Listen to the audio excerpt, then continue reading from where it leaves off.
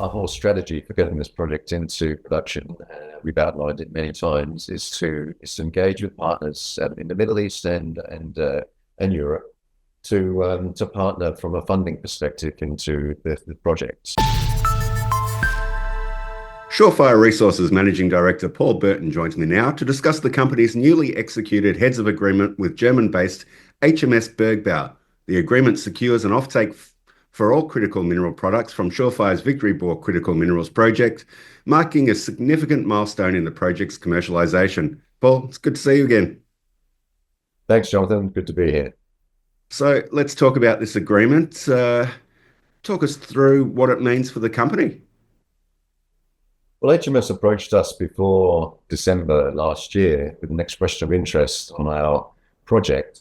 It was following our entry into Germany, really, with a listing on the stock exchange and other ventures.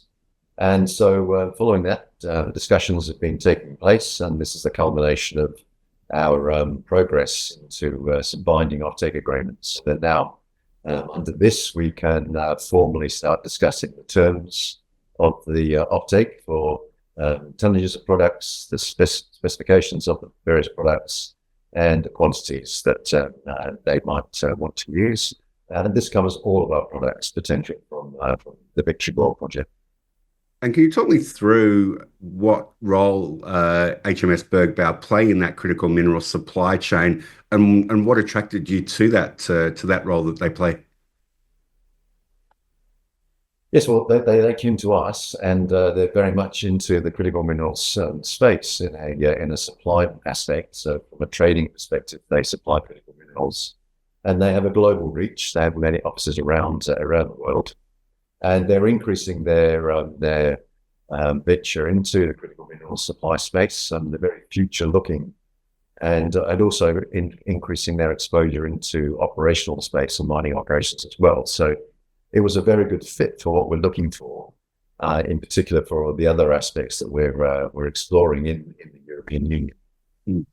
And can you talk me also through how that agreement aligns with Germany's new €1 billion euro raw materials fund as well? Well, indeed, this is a really interesting part of our overall combined strategy. It started off, I think, with the Australian and German trade agreements with respect to critical minerals supply. Australia, of course, has some of the largest reserves globally of critical minerals.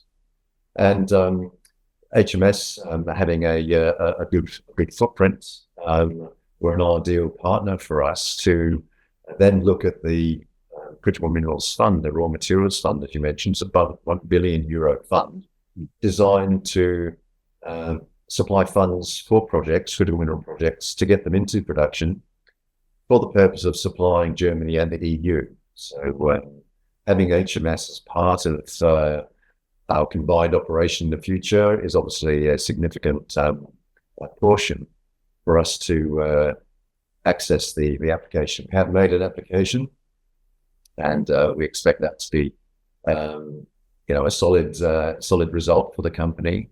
It's been administered by KfW, the German, wholly owned German bank, and it's one that I know quite well. And we're looking forward to seeing how this progresses. And HMS is now one partner, but there are plenty of discussions going on with other overseas partners as well. Indeed, I mean our whole strategy for getting this project into production, we've outlined it many times, is to engage with partners in the Middle East and Europe to partner from a funding perspective into the project. So all future studies, the design, engineering, construction, we conceiving being a partnership arrangement, and that's not only with Saudi companies that we're discussing this with, but also other interested parties as well.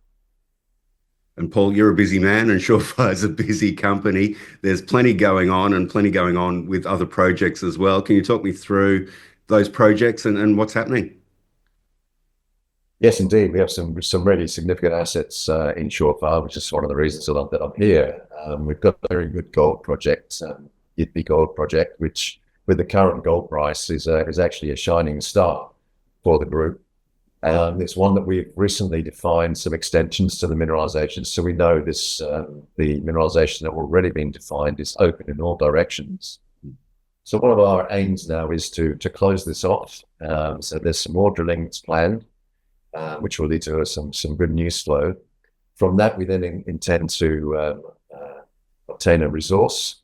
We've got an idea of what's there already, but we will get a proper mineral resource estimate compiled, and following that, we'll move into a scoping study for a near-term leach operation, gold operation. So metallurgical work that we conducted last year was extremely positive from a leach operation perspective. A lot of all the gold leaches very well, and that doesn't comes out in gravity. So we have an ideal project in an ideal location for a near-term leach operation.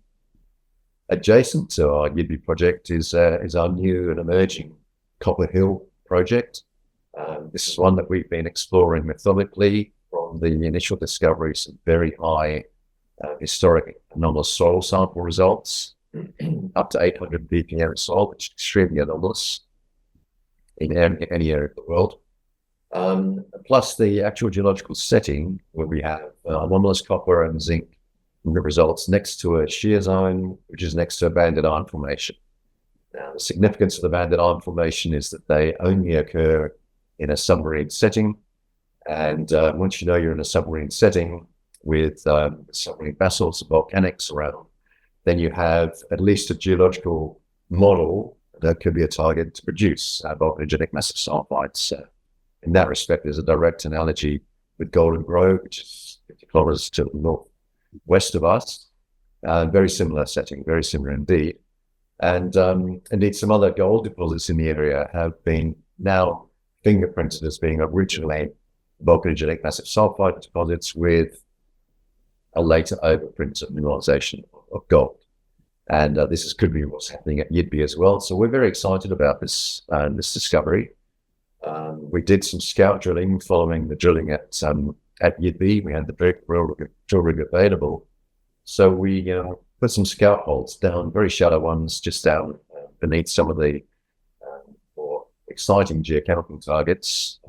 And we got up to 0.2% copper just from the scout drilling. So, and the petrography from that was quite interesting as well, giving us a multi-element signature indicating that we're into a volcanogenic massive sulfide system, which is highly encouraging. So our next plan there is to do a ground EM survey and then drill some big EM targets that we carpet. So both Yidby and Copper Hill, very much a focus for the company, while the Victory Bore discussions with overseas parties progresses. Plenty to look forward to, plenty of info to come, it sounds like. Paul, thanks for your time today.